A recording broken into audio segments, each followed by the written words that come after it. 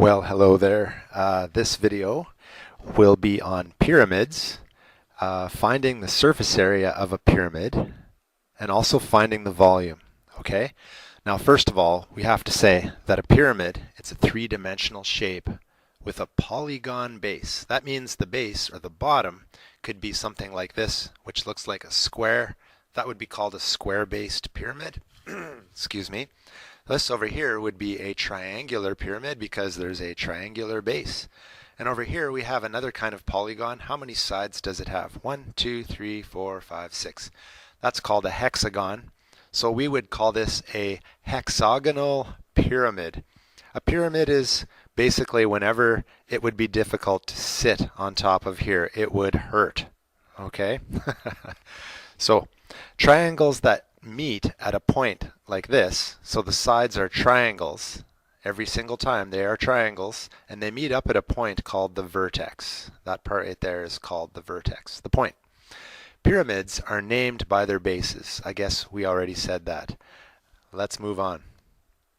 Okay, the formula for surface area and volume of a pyramid depends on the base. But in general, if you're looking for the volume, all you do, and this is the easiest way to remember this, is take the area of the base, whatever the base happens to be, multiply it by the height, and then divide by 3. So if you were looking at a prism, which is a box, and that's another video I did recently on prisms, it's basically the same area as a prism if the length and the width and the height are all. If this pyramid could fit into the length, the width, and the height of a prism, you're basically finding that three pyramids would fit inside the prism of the same length, width, and height. So if I drew a pyramid inside this box, pretend I had a pyramid inside here. This is a terrible drawing. But imagine I had a box with a pyramid inside. It would take 3 of these pyramids to fill this entire box. And that's why we divide by 3. Anyway, I'm not sure if that was a very interesting point, but I just made it. I apologize. Let's keep going. For the surface area, which is the outside area of a pyramid, almost like if it was a cardboard pyramid, it would be the amount of material needed to make the pyramid. That would be the surface area. All you do is just add up the areas of each face of the pyramid. So just find the area of each face, all the triangles that make up each side, and then the base. And if you add up all of that, you will have the surface area. Okay? Let me get rid of that. There we go. So, pyramids have 2 different types of heights, and I want to show that to you right now. There is the height of a pyramid. Think of this as like a tent pole in a tent, okay? It's coming from the middle and it's going to the very top. That is called the height of a pyramid. But there's another kind of height, even though we don't call it height necessarily. The regular height is this tent pole, but there's another one here that's kind of at an angle. It's the green line here, and that is called the slant height. So that is the height of this triangle. If you were to lie this triangle down on a piece of paper and measure this green line, that would be the height of this one flat triangle. Okay? So that is called the slant height. And then of course the bottom here is the base. Okay? And the base could be a rectangle, it could be a square, or any other polygon that you can think of. As long as you can make triangles and have them all go to the point up here called the vertex. Alright, so for a square pyramid, this would be a formula for surface area right here. Take the base squared, because that's just the area of the base. One side times the other side, that would be your area of the base. And then 2 times base times slant height. So you would go the base times the slant height, and you'd have 4 triangles just like that, 4 of them. And so you'd multiply 4 triangles, and remember with triangles you divide by 2, so that brings 4 down to, that's why there's a 2 here. You can ignore what I just said if that's confusing. Just remember, for surface area, find the area of each face and add it up. Now for the volume, what you're going to do is take the area of the base, multiply it by the height, and then divide by 3. That's what's going on here. Just like we said right here. Okay, just like this. Take the area of the base, multiply by height, divide by 3. Now instead of just talking about all this, let's actually practice it. This is where learning actually happens, instead of me blabbing. Okay, it says here, find the surface area and volume of this pyramid. I like starting with volume. Now remember, it's the area of the base, so how could I write that? Area of base, okay? Multiply that by the height, and then divide by 3. Or you could write it like this. If you don't like that, divide by 3. Okay, the area of the base is very quick. Look at it, it's a square. So the square area would be 10 times 10, so that's 100. Okay, the height is 12. They've given us that. Very handy. And then we divide by 3. Okay, so what we have here is 100 times 12, that's 120. Whoops, that's a mistake. It should be 1200 divided by 3, which will give you 400 instead of 40. And if this was centimeters, we would write centimeters, and we would have to remember cubed. For surface area, all we're going to do is find the area of all of the sides here. So I'm not really going to use a formula. I'm going to say the area, the area of the base is 10 times 10. 10 times 10. Then we're going to add up 4 triangles, okay? 4 triangles that are identical. Now, here's the issue.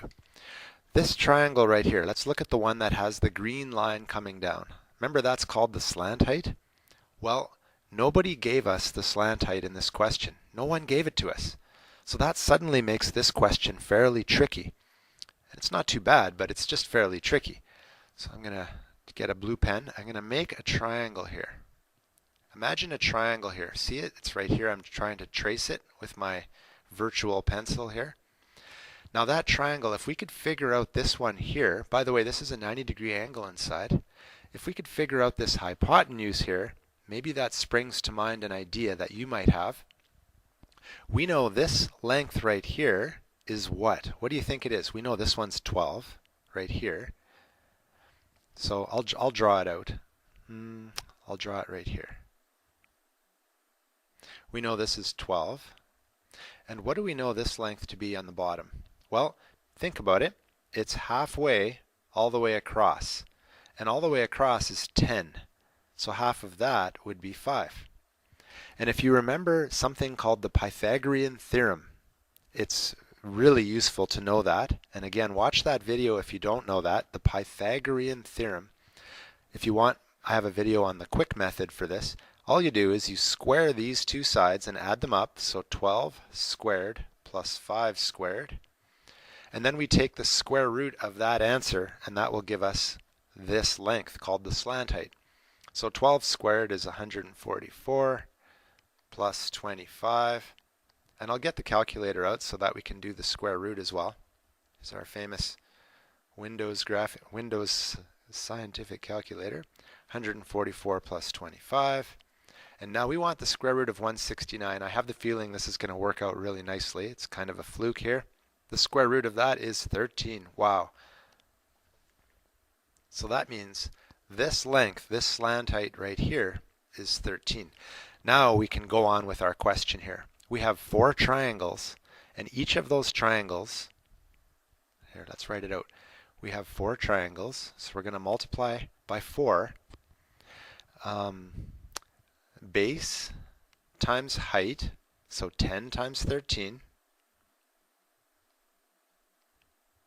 See that 13 came from this guy right here. We just found this slant height. And remember, we have to divide by 2. Do you remember the formula for a triangle? Base times height divided by 2. Now, we have a 4 here and a 2 here.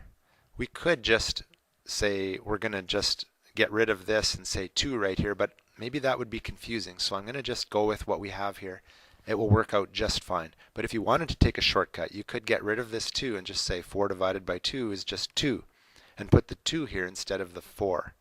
But anyway, let's keep going. 10 times 10 is 100. And let's do this together. Let's see, what's easier? 4 times 10. Here, we can use a calculator if we like, and I'll move it over so that we can see what we're doing. 4 times 10 times 13. Now let's divide by 2. We get 260. So our total surface area would be these two numbers added up. 360 square units, or units squared. We wouldn't write a 3 here, okay? We would just write a 2 here. That symbolizes area. And surface area and area, they both use a little squared symbol like that. Okay, let's move on to the next question. This one is also a square-based pyramid, and why are we doing 2 of these? Well, I'll show you why. Let's find the volume. Do you remember the volume formula? All we do is take the area of the base, so 8 times 8. We know that's 64. Okay. Area of the base times the height. The problem is we need to find out the height. I'll put it in blue right here. We need to know this distance from here to here. Sorry, my drawing is terrible. We need to know the height here. So if we made it into a triangle, we would have a little triangle. I'm going to draw it again right here. A little 90-degree triangle. We don't know the height. We're trying to find that. We know the slant height, which is our hypotenuse of this triangle. We know this is 5 centimeters to be exact. Over here, we know this distance. It's not 8, it is 4. And once again, we need to find the height. Okay, if you have watched videos and if you're familiar with the Pythagorean theorem, you will recall that we take the hypotenuse squared and we subtract. We don't add 4 squared. The reason why we're not adding is because we don't want to get a longer answer. This side here cannot be longer than the hypotenuse, right? So just say 5 squared minus 4 squared, and then we'll take the square root of that answer to get what the height is. So 25 minus 16 is 9. Wow, this works out nicely. Take the square root of 9 and you get 3. We now know that this height right here is 3. So we now know that the height of this, to find the volume, we needed the area of the base times the height. Sorry, I'll make it look nicer. There we go. And we're going to divide by what number with a pyramid? Always divide by 3 when you have a pyramid. It's consistent. It's always divisible by 3. So 8 times 8 is 64. And if you multiply by 3, it's going to be a big number. But then we're going to divide by 3 again. So when you multiply and divide by 3, we really don't need a calculator for this question. We can just say 8 times 8 is 64 centimeters cubed. Remember, this cubed is talking about a 3D situation, which is this pyramid right here. Okay, 64 centimeters cubed. And we are done that part. Now we need to do surface area. This will be easier because we know the slant height. So surface area, first of all, the area of the base is 8 times 8. 8 times 8. Plus, we want all 4 triangles, and they're all identical. And the formula for a triangle is base times height, which is 5. We're looking at this one for now, this one that I'm drawing around right now. 8 times 5, and then you divide by 2. Okay, that would give us the area of one of those triangles. But there's 4 of them, so we multiply that by 4. Okay, so we have 64 plus 8 times 5 is 40. 40 times 4 is 160. 160 divided by 2 is 80. Let's see if that makes sense. 40, yes.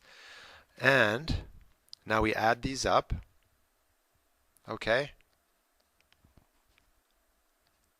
We get 144 centimeters. And we write squared. Why squared? Because we are talking about area, in this case, surface area. The outside, or the materials that it requires to make this pyramid that we see. Okay, that would be our answer for this question. I think there's one more question here because all I've done so far is square-based pyramids, and you may want to see something different. So what if we had a triangular-based pyramid? Here it is, triangular-based pyramid. Okay, it says just find the volume of this pyramid. Remember, to find the volume, we want the area of the base, okay, area of the base times the height, which is 7. The height is 7. Then we divide by 3. So the area of the base of this triangle, luckily they've laid it out for us. It's the base, so there's 6 centimeters times, okay, they haven't given us this exact height right here. But again, the Pythagorean theorem is going to be our friend. Let's draw this triangle. Okay, so this height here is what we're looking for. We're looking for this height. Okay, we know from here to here is 6. So from here to here is not 6, it's 3. I'm going to write the 3 right here. And the 5 is this hypotenuse right here. So once again, the Pythagorean theorem comes to our rescue. 5 squared, don't add, remember to subtract, 3 squared, and take the square root of that, and that will give us our answer. So 25 minus 9, wow, this looks familiar, is 16. And the square root of 16 is 4. So we now know that the height is 4. This distance from here to here is 4. So the area of the base is 6 times 4. Always divide by 2 when you have a triangle. And that's what we have on the base here. 6 times 4 divided by 2 plus, we're multiplying. We're also multiplying by the height, which is 7. So 6 times 4 is 24, divided by 2 is 12. Okay, so we really just have here 12 times 7, which is 84. If you do that on a calculator, hopefully that's correct, because I just did it in my head. And don't forget, we have to take this 84 and divide it by 3, which would give us 28 centimeters cubed. My mistake. Pyramid has. Hopefully that gave some ideas of how to do pyramids, and I hope it showed you how to use the Pythagorean theorem a little bit again, in case you forgot, and just it'll let you have a chance to do some other questions that may be a little more complex as well. Good luck with that, and thanks for hanging around till this point in the video. Good for you. You have perseverance. Take care.